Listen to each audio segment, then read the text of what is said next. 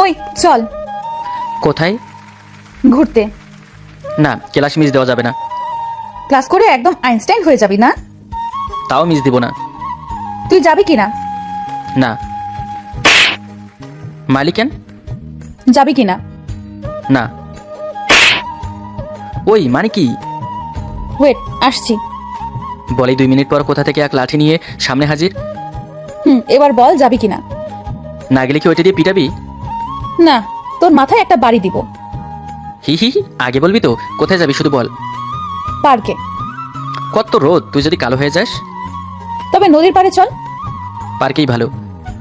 অতপর ছাদের ক্লাস বাদ দিয়ে বালিকার সাথে রিক্সায় করে পার্কের উদ্দেশ্যে রওনা দিলাম। যখন পৌঁছালাম তখন পকেটে মানিব্যাগ উধাও। নিরীহ দৃষ্টিতে নিধির দিকে তাকিয়ে বললাম, মানিব্যাগ বলে বাসায় রেখে এসেছি। ওকে, আমি ভাড়া দিয়ে দিচ্ছি। তারপর বালিকা রিক্সা ভাড়া দিয়ে 2টা কোন আইসক্রিম কিনে 200 টাকার টিকিট কেটে পার্কে আমায় সহ প্রবেশ করলো। আফসোস, বসার সব বেঞ্চগুলো কাপলদের দখলে। মেয়েটা অবশ্য কম যায় না, গাছের নিচে ঘাসের উপরেই বসে পড়লো। আজব ব্যাপার, আমাদের ফলো করে যতগুলো কাপল দাঁড়িয়েছিল তারাও একটু পর এক এক করে বসে পড়লো। রাফি চল একটা গেম খেলি। কি গেম? তুই আমায় আইসক্রিম খাইয়ে দে, আমি তোকে খাইয়ে দেই। কি? এ কেমন গেম? বুঝবি না, ভালোবাসার গেম। মানে কি? মানে আই লাভ ইউ। শুনে পুরাই অবাক হয়ে গেলাম। হঠাৎ করে মেয়েটার হলো কি? আমি তোকে ভালোবাসি। তুই জাস্ট আমার ফ্রেন্ড। একটা মেয়ে হয়েও নিজের মুখে কথাটা বলেছি, এটাই অনেক। তো বেশি ভাব নিবি না। কিছুক্ষণের জন্য অবাক হয়ে তাকিয়ে রইলাম। তারপর উঠে চলে আসতে যাব, তখনই নিধি হাত টেনে বসিয়ে দিল। কোথায় যাস? বাসায়। আমায় কি তুই ভালোবাসিস না? তোর আর আমার মাঝে ডিফারেন্সটা দেখ। ভালোবাসা কোনো ধর্ম মানে না। আমরা রিলেশন করে সেটা পরিপূর্ণতা দিতে হলে যে কোনো একজনের পরিবারকে সারা জীবনের জন্য ভুলে যেতে হবে, সেটা অবশ্যই বুঝতে পারছিস। আমি যদি আমার সব কিছু ছেড়ে তোর কাছে আসি, তুই আমায় গ্রহণ করবি? এত সহজে সবকিছু ভেবে ডিসিশন নেওয়াটা ঠিক হবে না। আমি 3 বছর ভেবেই আজ ডিসিশন নিয়েছি। মানে? তোর সাথে বন্ধুত্বের পর কেমন এক ভালো লাগা কাজ করতো, সেখান থেকে কখন ভালোবাসার সৃষ্টি হয়েছে নিজেরও অজানা। আমায় তবে একটা দিন ভাবতে দে। সারা জীবন ভাব, কিন্তু উত্তর হ্যাঁ হওয়া চাই। এবার আইসক্রিমটা শেষ কর। তুই আমায় খাইয়ে দে, আমি তোকে খাইয়ে দিই। কি আর করার, বালিকের কাছে হার মেনে দুজনকে আইসক্রিম খাইয়ে দিতে লাগলাম। আমাদের থেকে কিছু দূরে এক মেয়ে ওর বয়ফ্রেন্ডকে বলতে লাগলো, দেখছো ওদের দুজনের মাঝে কত ভালোবাসা। কথাটা শুনে আমি আর নিধি দুজনের দিকে তাকিয়ে হেসে দিলাম। ওই চল ফুচকা খাবো। মাত্রই তো আইসক্রিম খেলাম। এখন ফুচকা খেলে সমস্যা কি? না, তোর বাবার ব্যাংক ব্যালেন্স কি রাতারাতি বেড়ে গেছে নাকি? হ্যাঁ, চল তো। অতপর পার্কের ভেতর 20 টাকা প্লেট ফুচকা 50 টাকা দিয়ে খেলাম। হালার ফুচকাওয়ালারও ফায়দা বুঝে। তারপর পার্ক থেকে বেরিয়ে বাড়ি যাবার পালা। নিধি, হেঁটে বাড়ি যাব? না, এই নে তোর মানি ব্যাগ। মানে কি, এতক্ষণ সব আমায় টাকায় খেলাম না তো? তো এত মহান কাজ করলি কেন? বুঝবি না, রিক্সা থেকে টেকনিক করে সরিয়ে নিয়েছি। বালিকার কথা শুনে অতি দুঃখের সাথে রিক্সায় করে বাড়িতে রওনা দিলাম। দিনটা যা হোক, রাতে পড়লাম মহাবিপদে। নিধিকে কি জবাব দিব? তখনই মাথায় বুদ্ধি এলো, যদি কোনো অন্য ধর্মের মেয়েকে বিয়ে করে মুসলিম বানানো যায় তবে জান্নাত নিশ্চিত। লোভ হোক বা ধর্মের প্রতি শ্রদ্ধা, নিধির সাথে প্রেম করে বিয়ে করার কথাটা মনে গেঁথে গেল। মহা খুশিতে পরের দিন ভার্সিটিতে গেলাম। নিধিকে পেয়ে ডাক দিলাম। তাকে দেখে মনে হলো মেয়েটার মন খারাপ। নিধি, তোকে একটা কথা বলতে চাই। তার আগে আমি তোকে একটা কথা বলতে চাই। বল। কাল যা করেছি সবকিছু একটা নাটক। আসলে তোর মনটা পরীক্ষা করে দেখলাম। I am sorry. উফস, মনটা নিজেরই খারাপ হয়ে গেল। তবে সেটা কোনো ব্যাপার ছিল না। তো তুই কি বলতে চাইলি? না, তেমন কিছুই না। আজ তুই ফুচকা খাওয়াবি সেটা। ওকে চল। ব্যাস, তারপর মেয়েটার সাথে শেষবারের মতন ফুচকা খেলাম।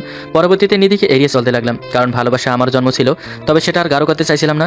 এর মাঝে অনন্যা নামে এক মেয়ের সাথে বন্ধুত্ব হয়ে গেল। ভাগ্যক্রমে নতুন ম্যাডামও হিন্দু ধর্মের। আস্তে আস্তে অনন্যার সাথে বন্ধুত্ব যতই ঘনিষ্ঠ হলো, নিধি ততই দূরে সরে যেতে লাগলো। রাত তখন 12টা। কি একটা অবস্থা! জ্যোৎস্নাহীন আকাশে কালো অন্ধকারে আসন্ন চারপাশ। আমিও মহাঘুমে ব্যস্ত। তখনই বালিশের পাশে মোবাইলটা বেজে উঠলো। স্ক্রিনের দিকে তাকিয়ে অবাক হলাম। এখন নিধি কোন দরকারে কল দিতে পারে, ব্যাপারটা জানতে কল রিসিভ করলাম। হ্যালো। তুই এক্ষুনি আমার বাসার সামনে আয়। এত রাতে? পাগল নাকি? 20 মিনিটে আসবি। আমি বাড়ির নিচে অপেক্ষা করছি। কেন? মোবাইলে বল। আসতে বলছি, আয়। ওকে, দেখছি। তোর দেখার গুষ্টি মারি, তাড়াতাড়ি আয়। তোর সাথে বেরিয়ে পড়লাম। নিঝুম এক গা ঝুমঝুম রাতে, চারিপাশে একটা কুকুর পর্যন্ত নেই। অদ্ভুত এই ভয়ঙ্কর রাত। এই রাত থেকে সবাই গা ঢাকা দিয়েছে। এরই মাঝে সোজা পথে ধরে একলা পথিক নিধির বাড়ির উদ্দেশ্যে হেঁটে চলেছি আমি। পৌঁছে নিধিকে কল দিতেই বালিকে নিচে নেমে এলো। অনন্যার সাথে তো ভালোই জমিয়েছিস। খুব ভালো বন্ধু। শুধু বন্ধু, পুরো ভার্সিটি তো জানে তোর গার্লফ্রেন্ড। I don't care. অনন্যার সাথে আর কথা বলবি না। কেন? এমনি। এই বলার জন্য ডেকেছিস? ভালোবাসি। এবার কোন পরীক্ষা নিবি? সত্যি ভালোবাসি। মজা সব কিছু নিয়ে করা যায়, তবে এভাবে রাতে ডেকে মজা করার কোনো মানেই হয় না। ওই কুত্তা, ভালোবাসি ভালোবাসি ভালোবাসি। সবকিছু নিধির নাটক ভেবে চলে আসতে যাব, তখনই বালিকা হাত টেনে ধরে ঠোঁটে ঠোঁট মিলিয়ে ধরলো। আমি কিছুক্ষণের জন্য স্তব্ধ, তারপর ওর কপালে আলতো আলতো করে চুমু এঁকে দিয়ে বললাম, আমিও ভালোবাসি। রাফি। হুম। আজ এই অন্ধকার রাতে চল না ঘুরি। কোথায়? যেদিকে দুই মন চায়। ভূতে ভয় পাস না? তুই পাশে থাকলে কিছুতেই ভয় পাই না। তারপর নিধির হাত ধরে অন্ধকারাচ্ছন্ন প্রকৃতির মাঝে দুজনে হারিয়ে গেলাম।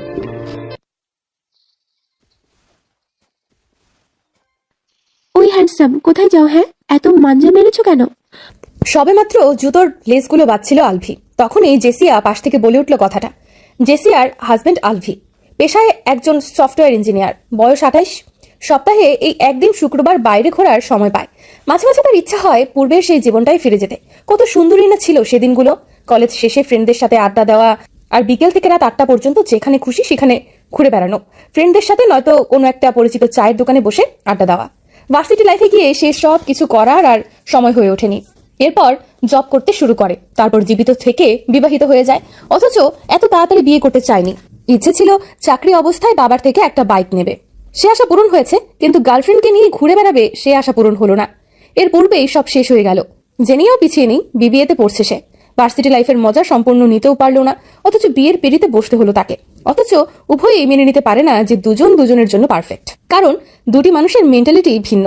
আলভি যেসব জিনিস লাইক করে না সেটি জেনিয়া লাইক করে, আবার আলভি যেটা লাইক করে জেনিয়া সেটা ডিসলাইক করে। আলভির প্রিয় রং নীল কালো, অথচ জেনিয়ার এসব ভালো লাগে না। আলভির ঠান্ডার মধ্যেও পাখা চালিয়ে কম্বল গায়ে দিয়ে ঘুমানোর অভ্যাস, অথচ জেনিয়ার মোটেও সহ্য হয় না। ঘরের দরজা জানালা আটকে লাউড দিয়ে বক্স গান শোনার অভ্যাস আলভির, অথচ জেনিয়ার দম বন্ধ হয়ে আসে। মোট কথা দুজনের শত্রুপক্ষ, তাই দুজনের মধ্যে ভালোবাসার জন্য কোনো কারণ খুঁজে পায় না তারা। জেনিয়া ফ্যামিলির সবার সামনে ভদ্র থাকলেও একদম সবসময় পেছনে পড়ে থাকে আলভির। আর আলভি বেশি কথা বলতে চায় না মেয়েটির সাথে, কারণ তার ধারণা মেয়েটা অসম্ভব ঝগড়াটে। কিছুদিন পূর্বে কি একটা নিয়ে আলভি জাস্ট একটু উঁচু গলায় ভালোভাবেই কি যেন জিজ্ঞেস করেছিল। জেনিয়া সে কি পরিমাণ রেগে গিয়েছিল।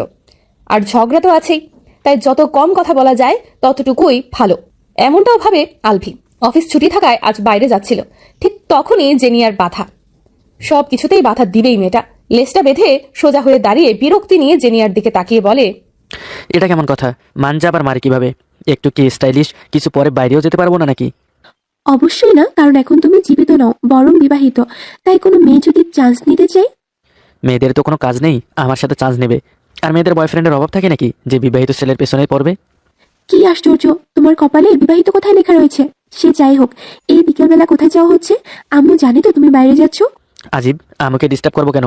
এখন কি আর আমি সরো নাকি? আমার কি বাইরে ঘুরে বেড়াতে ইচ্ছে হতে পারে না? নাকি বিয়ে করে পঙ্গু হয়ে গেছি? সেটাই, দাঁড়াও, তুমি এক্ষুনি খবর নিচ্ছি তোমার। সবসময় আমার পেছনে পড়ে থাকো কেন, চামচিকে একটা? পরিস্থিতি কি হবে ভেবে দরজায় দাঁড়িয়ে রয়েছে আলভি। শাশুড়ির হাত ধরে ছেলের সামনে দাঁড় করিয়ে বলে, মা দেখেছেন, আপনার ছেলে সে কোন এক অবিবাহিত বান্ধবীর সাথে দেখা করতে যাচ্ছে। আমাকে নিয়ে যেতে বলাই আমাকে খুব বকলো। মুখটা কাদো কাদো করে ফেললো জেনিয়া। এমনিতে দেখতে খুব চমৎকার একটি মেয়ে সে, আর এমন মেয়ে বেশ ভালোই অভিনয় করে মানুষের মন গলাতে পারে। তুই এত খারাপ হয়ে গেছিস, আমি যা কল্পনাও করতে পারিনি। বিয়ে করেছো, এখন নিজের বউকে গলায় ঝুলিয়ে যেখানে পারো নিয়ে যাবে। তোমার বউকে আমি দেখে রাখতে পারবো না, নিজে একটু খেয়াল রাখতে পারো না? যাও বৌমা, তুমি রেডি হয়ে আসো, তোমাকে নিয়ে ওর যেতে হবে। জেনিয়ার জন্যই এতগুলো কথা শুনতে হলো তার। ভেবে প্রচন্ড রাগ হচ্ছে। দরজায় দাঁড়িয়েই অপেক্ষা করছে জেনিয়ার। রাগের জন্য ইচ্ছা হচ্ছে জেনিয়াকে কোথাও নদী নয়তো সমুদ্রের তীরে নিয়ে গিয়ে পানিতে ফেলে দিক। সেজেগুজে বের হয়ে এলো জেনিয়া। হাজবেন্ডের দিকে তাকিয়ে একটা চোখ মারলো, এরপর ভদ্র বউয়ের মতো শাশুড়ির পা ছুঁয়ে সালাম করলো, যার জন্য আলভিকেও কথা শুনতে হলো। দেখেছিস কত লক্ষ্মী, তুই পারবি কখনো এমন হতে? ধপ করে হাঁটু গেড়ে বসে নিজের মায়ের পায়ের কাছে মাথা ঠেকিয়ে বলে, দোয়া করবেন মা, আমি আসছি। হাসতে হাসতে পেট ব্যথা হয়ে যাওয়ার মতো অবস্থা হয়ে যায় জেনিয়ার। তবুও ঠোঁটে ঠোঁট চেপে থাকে। বাইরে বসে বাইক স্টার্ট দেয় আলভি। জেনিয়ার ব্যাক সিটে বসে হাসতে থাকে। এমনিতে ভালোই বাইক চালাতে পারে সে, অথচ জেনিয়ার জন্য সবকিছু উল্টাপাল্টা হয়ে যেতে থাকে। মাথা ঘুরতে থাকে তার। ব্যাক সিটে বসে হেসেই যাচ্ছে জেনিয়া। আর একটু হলেই অন্য একটা গাড়িতে লেগে যেত। জেনিয়া ব্যঙ্গ করেই বলে, ঠিক মতো বাইক চালাতে পারো না। এখন আমিনা থেকে যদি তোমার গার্লফ্রেন্ড থাকতো তাহলে খবর নিয়ে ছাড়তো। বাইকটা এক সাইডে ব্রেক করে জেনিয়াকে নামতে বলে। জেনিয়া কিছুতেই নামবে না। আমি কিন্তু এই নির্জন জায়গায় বাইক আর তোমাকে ফেলেই চলে যাব। পিছনে বসে খিক খিক না করে পারলে চুপ করো, নয়তো তুমি চালাও। এবারও দুষ্টুমির হাসি হেসে বলে, আমিও কিন্তু বাইক চালাতে পারি। এই নির্জন জায়গায় তোমাকে একা ফেলে যদি বাইক নিয়ে চলে আসি সেটা ঠিক হবে কি? রাগে ফুঁসতে থাকে আলভি।